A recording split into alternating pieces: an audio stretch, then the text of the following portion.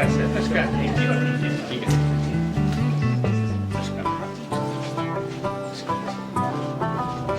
दीप की लौ ज्ञान की ज्योति जलाएं, अज्ञान का अंधकार दूर भगाएं। सकारात्मक ऊर्जा का संचार करें, दीप जले जी।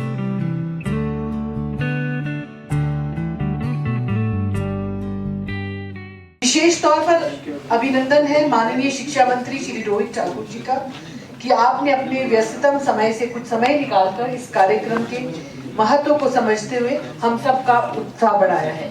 एक बार पुनः आपका बहुत बहुत धन्यवाद।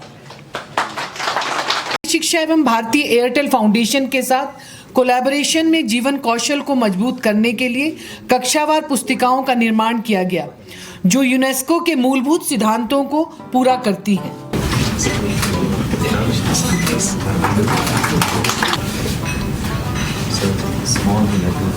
Thank you.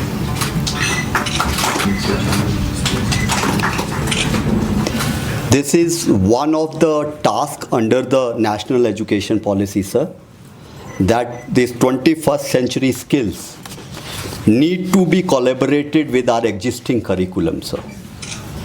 So the journey started in 23, sir, and then after I was very categorical on this, that we must not be, stressing our teachers. These activities for which the module has been prepared, sir, has been embedded, sir.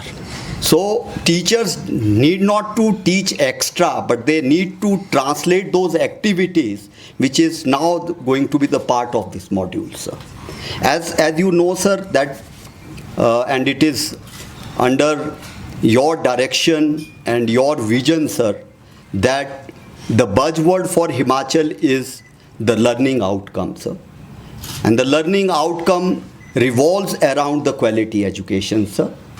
Under your guidance and the leadership in the education department, sir, a lot of work have been done in quality education, sir. I don't want to name them, but there are many in the list which you have initiated, sir, in the state of Himachal Pradesh, sir.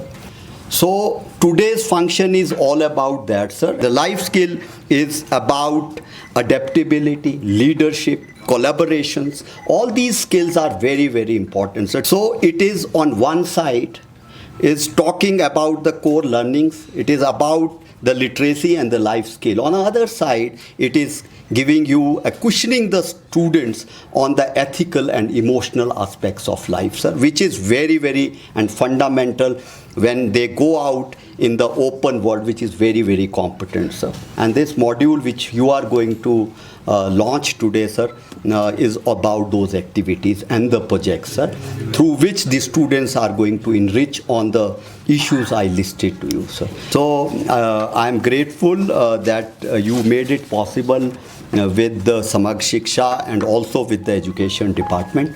Let me congratulate our coordinators and others who have been instrumental in doing this job in the past and at the present.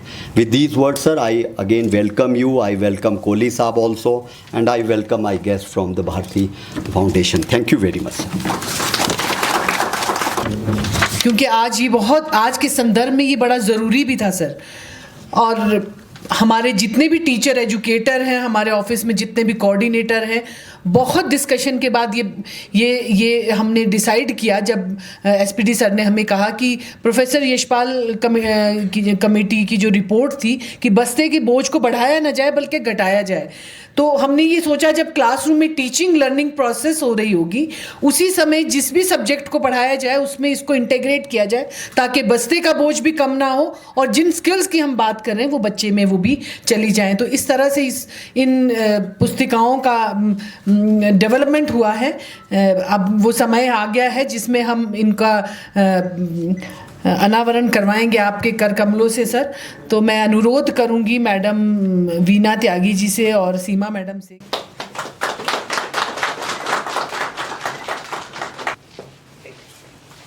धन्यवाद sir. Quality support programme हमने सत्य Bharti schools की ही अच्छी practices को हम government schools में लेके आए। The idea was कि इन अच्छे प्रैक्टिसेस से, इन अच्छे सिस्टम से, if we can work along with the school and improve the overall quality of the experience. So a child should look forward to come to the school. Parents should feel connected and they should feel happy कि मेरा बच्चा अगर government school में जा रहा है तो वो सेफ है, सिक्योर है और उसका वहाँ पे ठीक से ध्यान रखा जाएगा।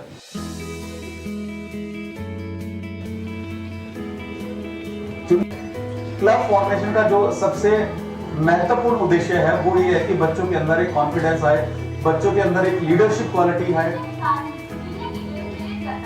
तो ये बात है जब हमारे स्कूल में क्लब बने थे तो ये क्लब भारतीय एयरटेल फाउंडेशन के थ्रू बने। तो स्टार्टिंग में मैं इस क्लब में एक मेंबर थी, नेक्स्ट ईयर में सेक्रेटरी बनी और उससे नेक्स्ट ईयर में प्रेसिडेंट बनी। तो मेंबर से लेकर ये प्रेसिडेंट बनने का मेरा अब से भी जब टाइम टेबल बन चुका है तब हमारे को भी खुद टेंशन सी हो जाती है ना कि हमने टाइम टेबल बनाया है तो हमने इसको फॉलो करना है। फाउंडेशन का बहुत बहुत धन्यवाद करना चाहती हूँ क्योंकि मेरे बच्चे को उनमें तो बहुत कुछ सीख रहे हैं, साथ में मैं भी बहुत कुछ सीख रही हूँ। जब से ये शुरू हुआ है तब से मेरे को ये बताया गया है कि अगर आप बच्चों को पढ़ा नहीं सकते कम से कम उनके साथ थोड़ी सी बातचीत करो। जब से हमारी विद्यालय की पार्टनरशिप भारतीय एयरटेल फाउंडेशन के साथ हुई है तब से हमारे विद्यालय में एक होलसम चेंज देखने को मिला है।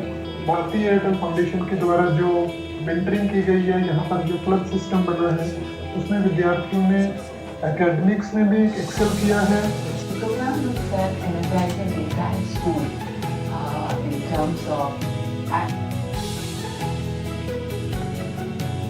शिक्षा विभाग के हमारे डिप्टी डायरेक्टर्स यहाँ पर उपस्थित है।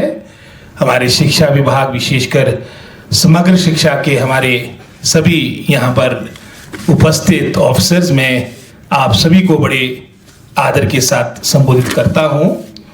जैसा मुझसे पूर्व यहाँ सभी हमारे पूर्व वक्ताओं ने बात रखी, हिमाचल प्रदेश ने हमेशा शिक्षा को प्राथमिकता दी है। जैसे यहाँ मुझसे पहले मैडम ने कहा था कि 10 में से 2 स्थान हिमाचल को मिले। शुरू से लेके जब से हिमाचल प्रदेश ने अपनी एक अलग, मैं समझता हूँ, पहचान राष्ट्रीय स्तर पे बनाई, तब से लेके जहाँ मात्र 1947 में 7% के आसपास आपका लिटरेसी रेट था, छोटा प्रदेश था, उस वक्त तो 6 जिलों का प्रदेश था, उस वक्त से लेके वर्तमान समय तक सभी भिन्न भिन्न सरकारों ने अपने शिक्षा क्षेत्र को प्राथमिकता, अपने ह्यूमन रिसोर्सेज को सर्वोच्च प्राथमिकता दी है। 7% से हमारी लिटरेसी रेट 2011 के सेंसस के अकॉर्डिंग, उसके बाद तो अब सेंसस का सर्वेक्षण का प्रोसेस चला है, आपका 83% था और आज के समय समझता हूँ 90% से ऊपर हमारा लिटरेसी रेट होगा। तो एक प्राथमिकता, एक प्रायोरिटी, महत्वता, इंपॉर्टेंस हमेशा सरकार ने शिक्षा को दी है। लेकिन समय के साथ मैं समझता हूँ क्वालिटी सबसे महत्वपूर्ण, और इसी सोच के साथ हमारी सरकार ने 2022 के अंत में भिन्न भिन्न ऐसे, मैं समझता हूँ, कदम उठाए जिसके माध्यम से क्वालिटी एजुकेशन विशेषकर हमारे सरकारी स्कूलों की बेहतर हो।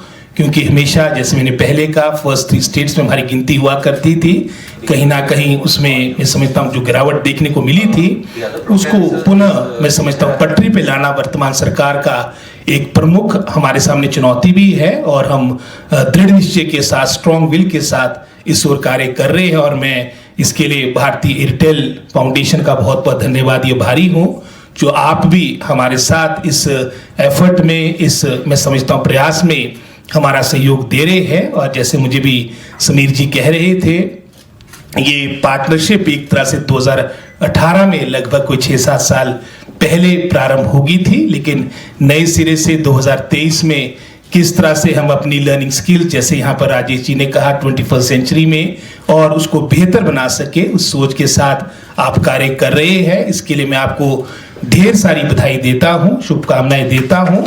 प्रदेश में नहीं, राष्ट्रीय स्तर पे भी आपका मैं समझता हूँ शिक्षा, क्योंकि हर आपके क्षेत्र की, प्रदेश की, राष्ट्र की जो सबसे बड़ी धन, दौलत और पूंजी होती है वो ह्यूमन रिसोर्सेज होते हैं और मानव संसाधन होते हैं। और उसी प्राथमिकता को दर्शाते हुए आप इसको कार्य कर रहे हैं। और निश्चित रूप में जहाँ नई इनोवेशंस की बात आती है, नए मैं समझता हूँ इनिशिएटिव्स की बात आती है, नए विचारों की बात आती है, उसके लिए हमेशा वो स्वागत योग्य है, जिससे हमारा मैं समझता हूँ हमारी शिक्षा व्यवस्था और बेहतर हो सके। हालांकि मैं समझता हूँ विशेषकर अगर आप शिक्षा विभाग की बात करें, क्योंकि सरकारी स्तर पे कई तरह की अपनी चुनौतियाँ, अपने चैलेंजेस होते हैं, लेकिन इन सब बातों को पीछे रखकर सभी हमारे अधिकारी है, समस्त हमारे जो मैं समझता हूँ शिक्षक वर्ग है, हम पूरा प्रयास कर रहे कि पुनः हिमाचल प्रदेश इस क्षेत्र में आगे आए और हमेशा जैसे मैंने पहले कहा इनोवेशंस, नए इनिशिएटिव्स, नई सोच के लिए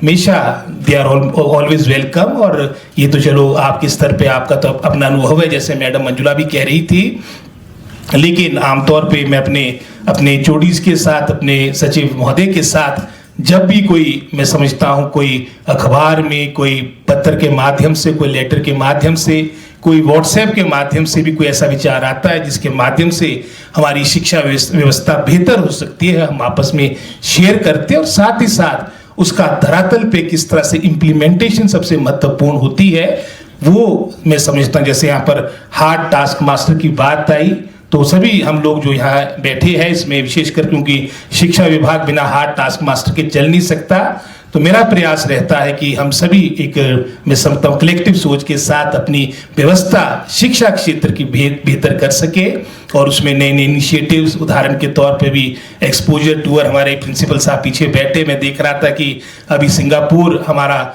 यहाँ से हिमाचल से लगभग कोई इन 2-2.5 वर्षों में 350 से अधिक हमारे टीचर्स, उनको एक एक्सपोजर टूर दिया गया। हमारे मेधावी मेरिटोरियस स्टूडेंट्स को प्रथम बार हिमाचल प्रदेश में नहीं पूरे भारतवर्ष में प्रथम बार उनको बाहर की कंट्रीज में भेजा गया, क्योंकि हमारे यहाँ जो रिक्रूटमेंट प्रोसेस है ये भी अपने टाइप पे बड़ी जटिल है। 50% प्रमोशन के माध्यम से, 50% आपकी बैच वाइज रिक्रूटमेंट या फिर आपकी डायरेक्ट रिक्रूटमेंट भी होती है।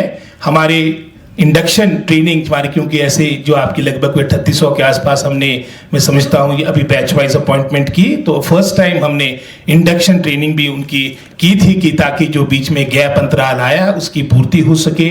IIT IIMs में जाने की बात, उसमें भी समग्र शिक्षा के माध्यम से बहुत प्रयास हुए। जहाँ पर भी पीछे बात यूनेस्को कैम्ब्रिज की आई थी, हालांकि बड़े बड़े संस्थान है, लेकिन हमेशा जैसे मैंने पहले कहा वी आर ऑलवेज वेलकम। जहाँ पर भी जिस सोच के साथ भी हमारी शिक्षा व्यवस्था हिमाचल प्रदेश की बेहतर हो सकती, इस देवभूमि की एजुकेशन सिस्टम बेहतर हो सकता है, उसके लिए हम कृत संकल्प है। मैं पुनः यहाँ पर भारती फाउंडेशन का हमारे समीर शाह जी, समस्त जो हमारे सभी जो कॉर्पोरेट हाउस से यहाँ पर हमारे सभी अधिकारीगण आए हैं उनको बधाई देता हूँ और आशा रखूँगा कि जो हमारा सहयोग आपस में वो और आने वाले समय में और बेहतर होगा, बेहतर नहीं होगा रादर और स्ट्रेंथन और सुदृढ़ आने वाले समय में होगा। इस कार्यक्रम के लिए भी शुभकामनाएं देते हुए मैं अपनी वाणी को विराम देता हूँ। जय हिंद, जय हिमाचल।